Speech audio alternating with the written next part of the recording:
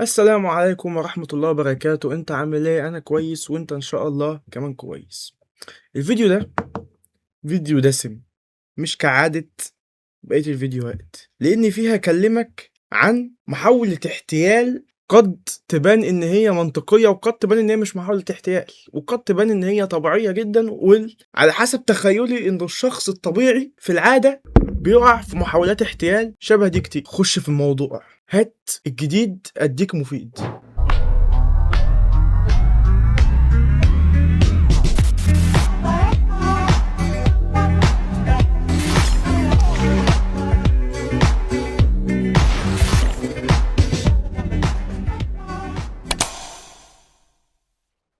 بشكل عشوائي جدا كنت بستخدم برنامج التليجرام للمراسلة، عادي جدا. واحد بيستعمل تليجرام لحد ما رقمي حد دخله في جروب مش عارف ليه اسمه ملوك السعادة، وبقى فيه ايه فلوس بتطير وميدالية وحاجات كده. تخش على ملوك السعادة ده تلاقي ايه بقى؟ دكتورة هاجر تاجات مالية الشاشة كلها، وفي النص شخص بيتكلم. دكتورة هاجر فاهم، شخص بيتكلم. سيبك من ده كله، هو كل الجروب عامة كده، كل الجروب عبارة عن ناس بتشكر فيها، محطوط عليهم 50 تاج وفلوس، صور فلوس كتيرة أوي، فلوس كتيرة جدا، 60,000 جنيه. قعدت أقلب كده في الجروب شوية، فهمت إن هما بيقولوا إن هي شركة استثمار. في فيديو الشخص والله عايز أقولكم، الشخص ده مش لاقي بس ما علينا. تمام، اطلع بقى كده من السكرين، تعالى لي كده بص لي، ركز معايا شويه. عايزين نتكلم شويه عن الفلوس، عن الاموال.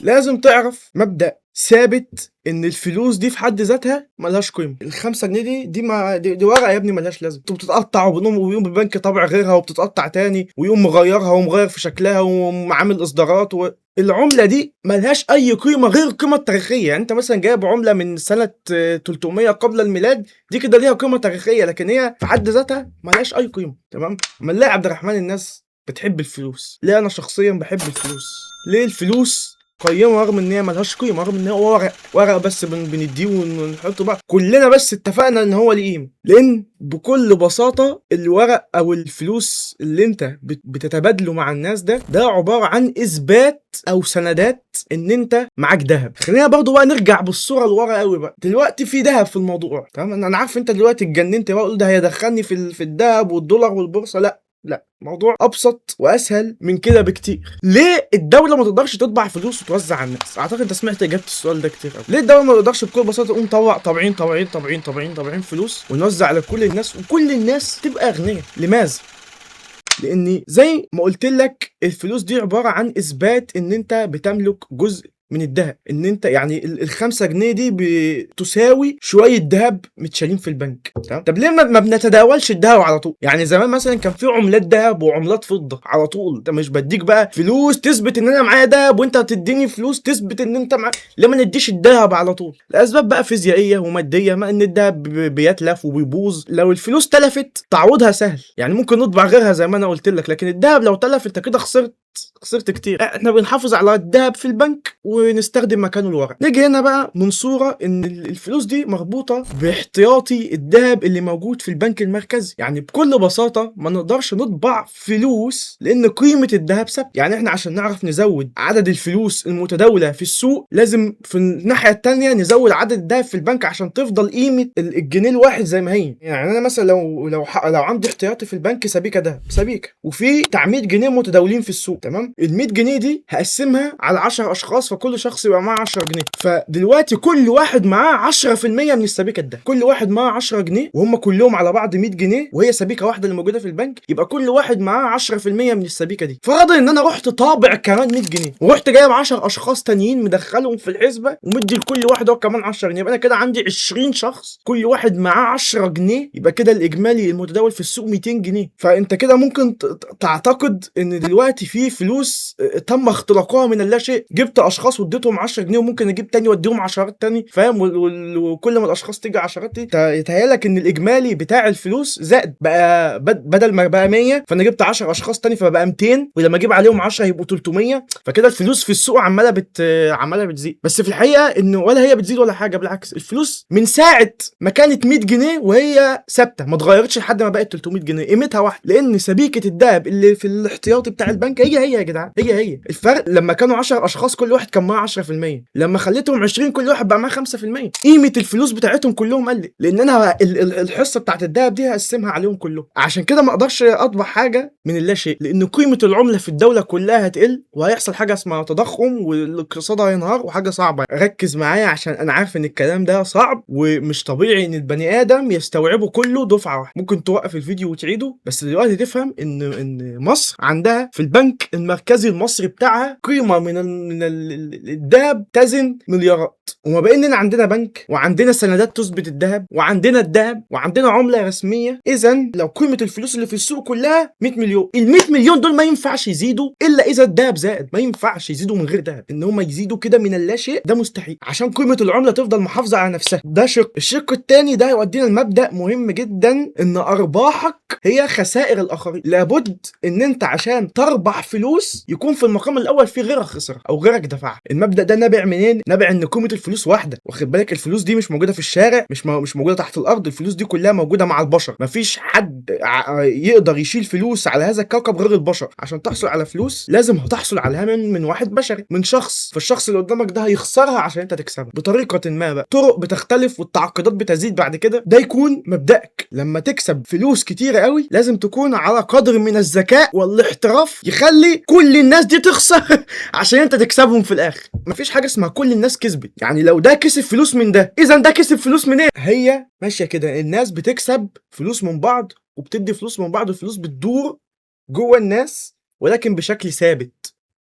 نرجع بقى لايه؟ لدكتور هاجر وملوك السعاده والفلوس والدولارات والماني. انا فضلت اقلب شويه في الجروب لحد ما استنبطت كده بعقلي المتواضع جدا ان القائم على هذا النشاط كل واحده اسمها دكتوره هاجر. تمام، دخلت على دكتوره هاجر طارق دي، في اول رساله لقيت البوت مكتوبه لي كده لوحدي: ممكن تقولي لي العروض المتاحه وازاي اعمل ربح حلال. لقيتها مكتوبه لوحدي. انا كل اللي عملته ان انا دوست ارسال: اهلا بيك يا فندم، مجالنا هو بشكل عام هو التداول تحت مسمى الاستثمار الالكتروني. حضرتك بتدفع مبلغ معين بنستثمر لك فيه في منصه كوين فيد. ركز يا جدعان في اللي هي بتقوله عشان هنمسكه نفصصه، عشان كل الناس اللي انا شفتهم دول واقعين في عمليه احتيال قد كده. وبنستخدم عمله USD اللي هو الدولار الامريكي والبيتكوين، وبنسلمك الارباح في خلال ساعه. طيب اكيد جه في بالك سؤال مهم: احنا مين وبنعمل كده ليه؟ طب ده السؤال الوحيد اللي جه في احنا من اكبر المستثمرين على المنصه. يا لهوي، ده تعريف شامل وكامل. يعني تخيل اروح اقول لواحد انت مين، يقول لي انا الشخص اللي كنت ماشي في الشارع من شويه. ما انا عارف ده مش تعريف، ده مش اي حاجه. طيب احنا بنعمل كده ليه؟ طبعا هدفنا في الاول والاخير هو كسب الفلوس لزيادة المشاريع. اتمنى اكون وضحت لحضرتك بشكل كويس. مفيش اي حاجه وضحت. انا مكمل، انا معاكي يا دكتوره هاجر للاخر. تدفع 3000 جنيه بتوصل لك 38000 جنيه. 33000 جنيه يعني تقريبا المبلغ ده تاخد عليه ربح 11-12 ضعف. تدفع 2000 جنيه يقول لك 17. والله العظيم يعني ده نصاب غبي. يعني الارباح دي حتى في قصاد الشخص الطبيعي مش منطقيه. تدفع 900 جنيه توصلك 9900 جنيه، يعني هتاخد 900 جنيه بتاعتك وعليهم 9000 جنيه من اللا شيء هديه. تدفع 800 جنيه بعد ساعه تستلم ارباحك 8750 جنيه. نفس الشيء هيديك ال 800 جنيه بتاعتك الا 50 ويديك عليهم 8000 هديه. انا مجنناني اللي هي اخر واحده دي بتاع تدفع 3000 جنيه وتاخدهم 38000 جنيه، 10 اضعاف ارباح، 12 ضعف. لو هتشترك عرفني وانا ابعت لك رقم التحويل. تمام، انا برضه ركز يا جدعان، تفاصيل ركزوا في الجمله دي. لو هتشترك عرفني وابعت لك رقم التحويل. مش هبعت لك عقد، مش هبعت لك ضمان، مش هبعت لك سياسات، لا هبعت لك رقم التحويل على طول. يابا تخش وحول في ثانيه واحنا هنحول لك. بعد كده بعتت الفويس نوت ده، انا مش عارف هي ولا عندها تيم سبورت ولا ايه. يعني هي تقمصت دور. انا دلوقتي واحد مستثمر ومعايا مبلغ مكون من 5 ارقام عايز ادبه في المنصه دي. تمام، فسالت سؤال طبيعي: هل الارباح مضمونه ولا في احتمال للخساره؟ ولو في احتمال للخساره مين اللي هيتحملها؟ بتقول لي كل ما هو فيه مكسب وخساره حلال. تمام، هي بتتكلم عن مبدا التجاره في الاسلام، مفيش مشكله، بس احنا ما عندناش خساره. ليه بقى؟ يعني انتوا مش حلال يعني ولا ايه؟ مش فاهم. بتقول عشان ده مجال شغلنا من زمان واحنا عارفين بنشغل فلوسنا ازاي على المنصه عشان ما نخسرها. ماشي، بتروج لنفسها وبتتباهى بالخبره اللي عندهم. فقلت لها انت برضه ما جاوبتنيش، هل انا اللي بتحمل الخسائر ولا انتوا؟ يعني مثلا في احتمال حتى لو صغير، لو 1% ان فلوسي تقل بدل ما تزيد. بس انا ده كل اللي عايز اعرفه. يعني هل الخساره موجودة وهم اللي بيتحملوها، يعني دي حاجة مثلا في سياساتهم، ولا أصلا مفيش خسارة؟ هل في أي ضمانات زي مثلا عقود، شروط، جهة مرخصة أو أي حاجة رسمية؟ راحت بعتت لي بعض الأوراق. أولا بطاقة ضريبية، دي بطاقة ضريبية وش وظهر. الهيئة العامة للاستثمار والمناطق الحرة. ركزوا يا جدعان بس في الجهات، والله العظيم كل دي حاجات مهمة، كل دي حاجات مهمة تمام. وكاتبين كمان حوافز زيادات في الربح 20% وبتاع. الورقة دي برضو مهمة. لو تلاحظ انا مش عارف ليه حاسس انهم معدلينها بفوتوشوب بصراحة. الورقة دي غريبة جدا، بس انا مشيت وراهم، يعني انا اتبعت عادي الورق اللي هم كاتبينه. ايه ده بقى؟ دي وزارة التموين تقريبا، صح؟ وزارة التموين والتجارة الداخلية، جهاز ما علينا. تمام. شهادة موثقة من الهيئة العامة. وبرضه يا فندم الرخصة دي موقع الشركة ورخصة الضرائب. وكاتبه لي تحت مفيش خسارة. عارف بقى، انا كنت بني ادم لحد ما بعتت لي الكلمة دي. مش معقول، احترمي مخي شوية. مفيش خسارة؟ انت بتوعدي بأرباح بتوصل ل 12 ضعف، 12 ضعف. لا عقارات ولا بورصة ولا كريبتو ولا حتى تجارة الأعضاء وتجارة المخدرات يقدر يوعد بأرباح بتوصل ل 12 ضعف من غير مخاطرة. ماشي لحد هنا، لحد ما الشخصية دي تبتدي تبعت لك ورق كتير كده وبطاقة ضريبية وجهات حكومية، وكمان بطاقة ضريبية حديثة بدأ من 2021 أو 2019، يعني مش من كتير. هتبتدي أنت تقتنع. أنا بتوقع إن الشخص عند النقطة دي بيبتدي يحس إن الموضوع سليم وإن الموضوع أمان، ويبتدي يقتنع. فأنا جيت لك عشان أقول لك إن عند النقطة دي أنا تأكدت إن الجهة دي جهة احتيال. تمام. هو بصراحة أنا كنت متأكد من أول ما دخلت على جروب ملوك السعادة وشفت العوائد ونسب الأرباح وإغراءات الناس.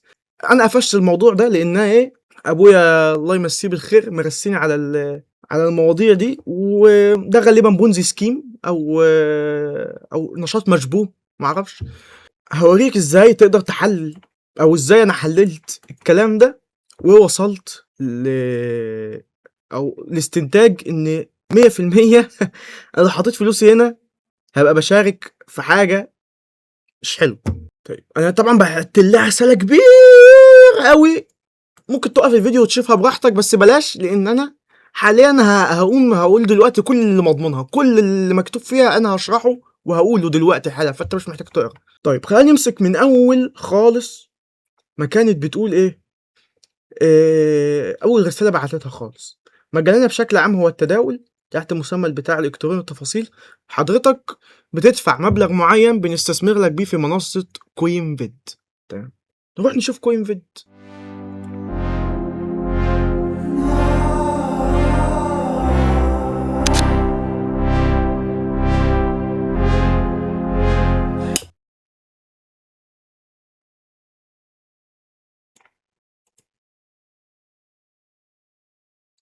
ده يا عم المنصة بتاعت كوين فيد.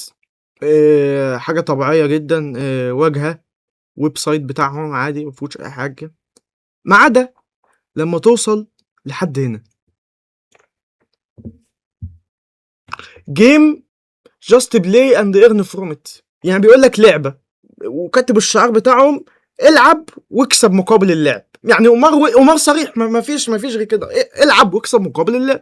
فمبدئيا كده المنصة دي بتحتوي على قمار عادي جدا، وبتحتوي على شكل من اشكال التداول اللي مش حلال، الفوركاست وبتاع. يعني انا اولا دخلت على المنصة، وخلي بالك هم بيدعوا ان هم خبراء في المنصة دي واساتذة، وفلوسك اللي هتخش هناك يا عم هتتدبلر 100%، هتتدبلر 12 مرة. بكل بساطة رحت جايب كام موقع بيقيموا المواقع المالية، مدى أمانها ومدى خطورتها. بيتشكوا بس على الويب سايت، بيدوروا عليها عند الجهات، هل هي حظرتها قبل كده، هل في ناس اشتكوا منها قبل كده، هكذا يعني. أول موقع معانا اسمه سكام فويد. دخلت عليه اللينك بتاع كوين فيد ده وقلت له يا عم فويد شوف لي الموقع ده بيقول ايه، وهاتك اعلام حمراء او ريد فلاجز كما هو ايه بيقولوا عليها. طبعا هنا ريد فلاج، ريد فلاج، ريد فلاج، unknown، dedicated، بلوك ليست، لو ترافيك، يعني متبلك، مفيش عليه حركة، صاحبه مش معروف ولا مش عارف ايه. نروح على موقع تاني اسمه يور فويد، يو ار ال فويد برضه. مش عارف ايه حكايه الفويد في الموضوع برضه. في ريد فلاجز على الموقع، زي مثلا ان الجهات دي غالبا قامت بحظره، ديديكيتد. انا شوف دخلت على موقعين بس، ويعتبر موقعين يعني اسهل امتحان بالنسبه لاي موقع، وجاب لي عليهم ريد فلاجز. تمام، بس لا لا لا لا, لا. انت فاكر ان انا هصبر لحد كده؟ انا هواجهك دلوقتي ريد فلاج من كبره هتفتكروا شعار الاتحاد السوفيتي. موقع اسمه سكام مايندر. الموقع ده يا جدعان كبير جدا، وموقع مشهور جدا من المواقع اللي بتقيم المواقع الالكترونيه الماليه مدى امانها ومدى خطورتها. الموقع ده واخد تقييم 10 من 100، 10 ككونتنت وكسكيورتي. الموقع ده واخد 10. فاينل سكور كاتب دينجرس 100%. برضه سكام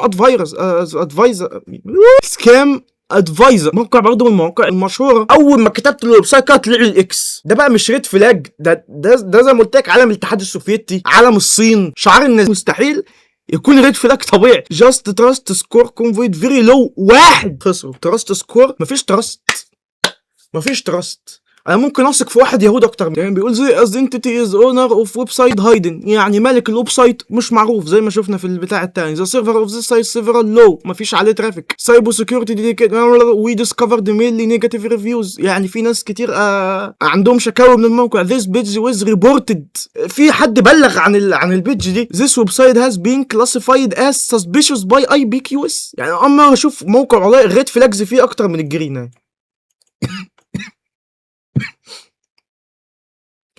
very likely unsafe. هادي دي يا عم منصة كوين فيد بتاعتهم. نكمل في الحاجات اللي هي بتقول حضرتك بتدفع مبلغ معين بنستثمر لك بيه في منصة كوين فيد، وبنسلمك الأرباح خلال ساعة. المبلغ بيتدبلر 12 مرة. هتجيبوهم ازاي؟ هتجيبوهم منين؟ ده لما بتربط وديعة في البنك بيقول لك مثلا اربطها عندي سنه، سنتين، 6 شهور، وبيقول لك ما تطالبنيش بيهم طول ما انت رابطهم وديعه. وغير كده بيجي لك في الاخر ربح 20%. ده لما تبقى الدنيا بقى فجره، وانت بتديني ربح بتاع 900%. يعني ايه ده في خلال ساعه؟ يعني هو بيربطها عنده وديعه ساعه ويرد لك الربح على طول. زي ما قلت لك، هو يعني الجهه دي واضح ان في سذاجه بجد في التعامل، مش طبيعيه. يعني هي بتهبد اي ارقام على الكيبورد واللي يطلع معاه.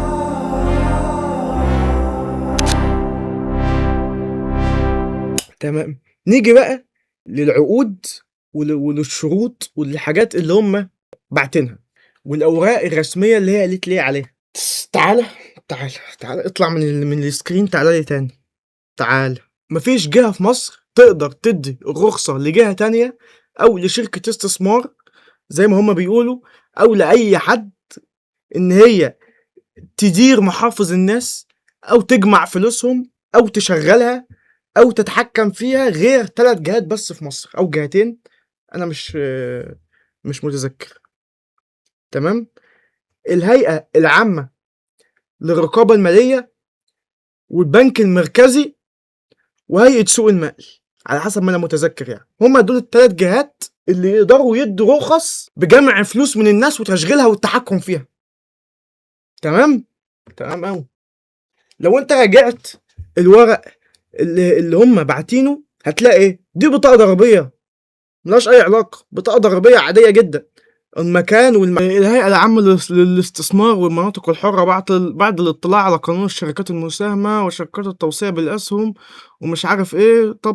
طب شحط محط خد فوق وتحت. ممكن برضه ناس تتخدع تقول لك نشاط الاستثمار تعدين وتداول العملات المشفره. تقول لي ها، شفت يا عم عبد الرحمن، انت طلعوا مترخصين والدنيا جامده جدا وشغاله، بس يا جدعان صلوا على النبي، مفيش اصلا جهه في مصر بتدي ترخيص لتداول في العملات المشفره. الموضوع ده اصلا غير قانوني في مصر. مفيش مش مترخص بيه في مصر. النشاط ده كله على بعضه يا جدعان غير قانوني. والجهه دي اصلا جهه مش حكوميه، دي جهه خاصه عادي.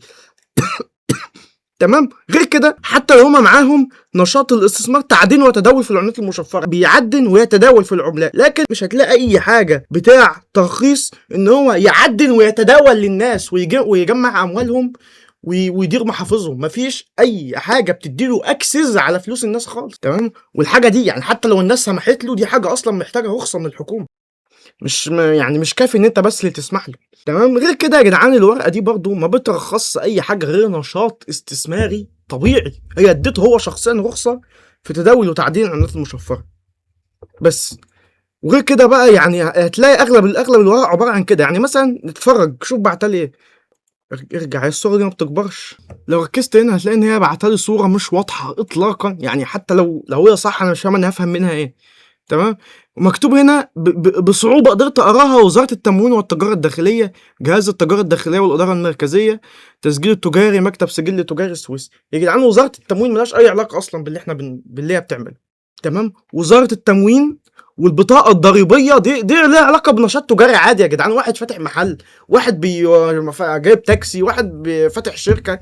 يا جدعان دي ملهاش اي علاقه باللي هي بتعمله. اللي هي بتقول شركه استثمار وتداول وبتدي فوائد. فيا جدعان ده مش منطق. تمام. فانت لو ركزت مش هتلاقي ولا ورقه واحده توحد ربنا من البنك المركزي بتدي رخصه بتشغيل اموال الغير. ولا ورقه، ولا ورقه. كل اللي هي بعتها ده يا جدعان يعرف باسم المظله. دي كلها مظله بتداري فيها ال النشاط بتاعها في صوره قانونيه. في الورقه الاخيره اللي هي بعتها، اللي بص بقى هي دي بقى القشه اللي شقلبت البعير ومرمطت بيه. طبعا انت بتقرا عادي هنا، خدت بالك من الكلمه دي؟ وهي شركه مساهمه مقرها في كايمان ايلاندز. يا عبد الرحمن دي بالفوتوشوب، يا عبد الرحمن دي واضحه. يا عم انا معاهم. يا عم انا دلوقتي يا عم مش شايف. يا لهوي ده بالفوتوشوب، انا اول مره اشوف في حياتي. انا مش واخد بالي ان دي معموله بالفوتوشوب. تمام. خلي بالك انا فعلا ما عنديش اثبات، بس انا حاسسها كده، هي جايه في دماغي كده. بس انا هفترض وهكدب عينيا وهقول ان دي مش فوتوشوب وان دي مكتوبه على الورق عادي. انك تخلي شركتك مقرها في كايمان ايلاندز ده تعتبر من احد نظائر الشؤم بالنسبه لاي مستثمر في الدنيا. اي مستثمر عايز يستثمر فلوسه هيروح على كايمان ايلاندز دي، ده ما بيفهمش حاجه في الاستثمار. ليه؟ لان اي حد يا جدعان بيعمل نشاط مشبوه او بيعمل نشاط نصب او نشاط احتيال بيروح يحط مقر شركته بتاعته في كايمان ايلاندز، جزيره بعيده في اخر الدنيا، مرميه بعيده عن الرقابه الحكوميه، مشهوره بالشركات الوهميه، صناديق الاستثمار عاليه المخاطر وحاجات من هذا القبيل. يعني كونك تحط البتاع ده في قائمه، يعني بص لو لقيت كايمان ايلاندز في اي حاجه حط رجلك واجري. عامه لو ركزت تاني هنا هتلاقي انه بيقول لك الماده 2 الغرض تطوير وتصنيع وتاجير وتجميع الاموال وجمع المنتجات والمكونات والانظمه في مجال الاغراض الانسانيه في منصه بينانس. تصنيع وتأجير واستئجار دي حاجات عادي. تمام. تجميع وتداول وجمع المنتجات والأنظمة في مجال، يعني يا جدعان مفيش أي حاجة بتدل إن هم يقدروا يعملوا إيه؟ يجمعوا فلوس من الناس. مفيش أي حاجة بتقول كده. تطوير وتصنيع وتأجير واستئجار وتداول ومع المنتجات المكونات والأنظمة في مجال الأغراض الإنسانية، وإرسال أفراد، تولي مشاريع، انشاء فروع، الشراكه، شركات اجنبيه، كل دي ترخيصات لحاجات اخرى بتوحي ان هم يقدروا ياخدوا منك فلوس. خلينا برضو نقف شويه، ليه انا محتاج رخصتهم ان هم يقدروا منه؟ يا عم انا هروح اديهم فلوسي بدل هم كده كده هيرجعوها لي. تمام. المشكله ان انت مش ضامن ان هم يرجعوها لك. وانت زي ما شفت هي قالت ايه؟ ارجع كده، هي قالت ايه؟ لو هتشترك عرفنا ابعت لك رقم التحويل. رقم التحويل دايركت يا باشا، مفيش عقود، مفيش ضمانات، مفيش اي حاجه. يعني لو الفلوس دي بتخسر زي ما قلت لك، فانت اولا انت مش عارف مين اللي هيتحمل الخساره، انت ولا هم. هي مش راضيه تقول، مش عارف ليه. تمام. هي بتقول اصلا مفيش خساره اصلا يعني، ولو هم اللي بيتحملوا الخساره مفيش عقد هيضمن. هو ممكن حرفيا ياخدوا الفلوس منك ويفقع ومش هتعرف تعمل له اي حاجه. الفلوس دلوقتي معاه وانت معكش اي حاجه تثبت ان الفلوس اللي معاه دي كانت معاك قبل كده. خلاص يا معلم ضاعت. القسم رقم 2 في السياسات الشركه اللي هم باعتينها كاتبين راس المال والمساهم والاسهم يبلغ راس المال 136,136 ألف فرنك سويسري، مقسم إلى إيه؟ إلى 13,600 على كل سهم. قيمة السهم 10 إيه؟ يعني إيه برضه 136 فرنك في السويسري عشان تبقى قريبة ليك؟ الفرنك السويسري قيمته تقريبا 60 جنيه، 60 جنيه شوية، أنا مش عارف. يعني لو حسبناها ب 60 جنيه ممكن يطلع لك إنها بادئة برأس مال 8 مليون. او 8 مليون و100 الف حاجه في هذا طبعا انت ممكن انت كيوزر عادي كبني ادم طبيعي تقول 8 مليون، 8 مليون ده رقم كبير ورقم عادي بتاع، بس صلي على النبي عليه الصلاه والسلام، الشركه بتوعدك 12 ضعف ربح على الفلوس اللي بتودعها. مستحيل يبقى راس مالها المبدئي 8 مليون جنيه، ده رقم ده يا جدعان شويه فكه بالنسبه للي هي استثمار ونشاط بالحجم ده وبالقوه دي اضعاف مودعاتك ربح مضمون يا باشا. رغم انه اصلا مضمون دي ده كده نشاط مشبوه ده يعني يعني والله حتى النشاط المشبوه في نسبه مخاطره، بس شركه بهذا الحجم بتبتدي غالبا في الطبيعي بمئات الملايين او حتى مليارات يا جدعان، مليارات. ده من اكبر ريد فلاجز بالنسبه لي. وبعدين فكر فيها، ما هو لو في نشاط بالقوه دي وبالحجم ده، اولا ايه اللي يخليهم يحتاجوا مع لراس مالك المتواضع مهما كنت شايفه كتير؟ انا عايز اقول لك انت لو راس مالك مكون من 6 ارقام واستثمرتهم بالنسبه ليهم ده يعني لا شيء، ده يا جدعان حاجات. ما تخيل مثلا تيجي مايكروسوفت تقول لك معلش احنا بنجمع رؤوس اموال من الناس عشان نستثمرها، وتلاقي ناس بتدفع لهم 1000 جنيه و2000 جنيه. تخيل ايلون ماسك يقول لك انا محتاج ال 2000 جنيه اللي ده كلام غريب ليه؟ طب انا برضه اشرح لك ليه. يعني ممكن تقول مثلا ان هو هيجمع فلوس من ناس كتيره قوي، فالناس دي كلها هتعمل مبلغ كبير في الاخر. بس يا حبيبي لو في نشاط بالحجم ده، اول ناس هتخش فيه الشركات العملاقه والبنوك، وهيخشوا هيكوشوا على النشاط بالكامل وينسفوه، مش هيخلوا لك اصلا متسع انت كمستخدم منفرد انك تروح تستثمر فلوسك وتكسبها بالكم ده. تمام. وبعدين انت قاعد كده قاعد على التليفون، لقيت واحد دخلك في جروب وبتقول له ابعت لي فلوس، رحت بعتها له واداك مكان الفلوس، انت ما عملتش اي حاجه. معناته ان دي وسيله ربح متطلباتها الوحيده هي ايه؟ التليفون والواي فاي والاكزيستنج بس. لو ربطت الكلام اللي انا بقوله ببعضه هتفهم ان ده برضه مش منطقي وتناقض. ان زي ما قلت لك ارباحك في السوق هي خسائر الاخرين، فليه انت تكسب والناس دي كلها تخسر؟ ما هم معاهم تليفون ومعاهم واي فاي. شوف في كام واحد غيرك معاه تليفون وواي فاي وعايش. لازم واحد فيكم يكسب، ما ينفعش انتوا اتنين تكسبوا. والنشاط ده بيقول ان هو بيدي ارباح لكل المستخدمين، يعني معناته ان كل الناس هتكسب، معناته ان في فلوس هتختلق من العدم، معناته ان الكلام ده مش منطقي، معناته ان يا جدعان ده نشاط مشبوه وعمليه احتيال معلنه. تخيل ان بعد كل ده وبعد الهري والتنطيط اللي احنا عمالين نتنططه ده كله، اجي اخش على الجروب الكبير بتاعهم الاقي ان في مئات الاشخاص اهو، شخص بيشكر فيها وشخص تاني بيشكر فيها وشخص تاني بيشكر وتالت بيشكر وبتاع. كل شخص من دول لو فكر شوية هيلاقي طب ما البنوك بتعمل كده. ليه مفيش بنك يوم يجي يقول لك هاخد منك فلوس وهديك ارباح 10 اضعاف على فلوسك دي، وبكده يبقى خلاص قضى على كل البنوك التانية ومحدش يقدر ينافسه في ظل ما كل البنوك بتدي ارباح 20% من فلوسك و15%. يعني دي برضه ده بالنسبه ليك كمستخدم عادي. ثانيا انت كسبت فلوس بالسهوله دي، معناه كده ان كل الناس ممكن تكسب نفس الفلوس بالسهوله دي. كلكم كسبتوا فلوس، معناه كده ان كل الناس بقت اغنياء ولا ايه؟ انا مش فاهم انتوا فكرتوا ازاي. انا اتفهم لو المستخدم بعد ما وصل لحد هنا اطمن وخلاص ومشي في الموضوع واتضحك عليه، ماشي. هي بصراحه بعت ورق يبان للمستخدم العادي ان دي حاجه طبيعيه جدا وحاجه حكوميه جدا وحاجه مترخصه. يعني هي بعتت كميه اثباتات اي نعم ملهاش علاقه بس ظاهرها يبان كويس. وعايز ابين برضو لكل الناس اللي كسبت في العمليه دي كلها، انا تحليلي ان هو ده بونزي سكيم. ليه انا بقول ان ده بونزي سكيم؟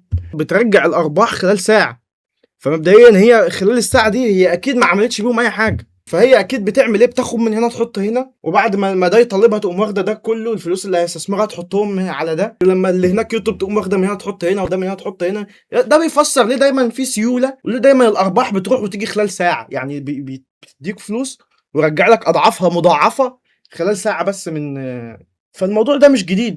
وانا عايز اقول لك انت لو شفت شكل بونزي ده اصلا اللي اتسمت العمليه دي على اسمه، هتلاقي صوره بالابيض والاسود. يعني الراجل ده قديم جدا يا جدعان، والعمليه دي مشهوره بس باختلاف الطرق. يعني الفرق دلوقتي ان هي بقت اونلاين بس، هو بيجيب لك بقى ناس كتير كده يقول لك ايه ده احنا استفدنا وبقينا اغنياء، يلا عشان تبقى غني زينا، يلا نرجع لنعيم الجهل. بس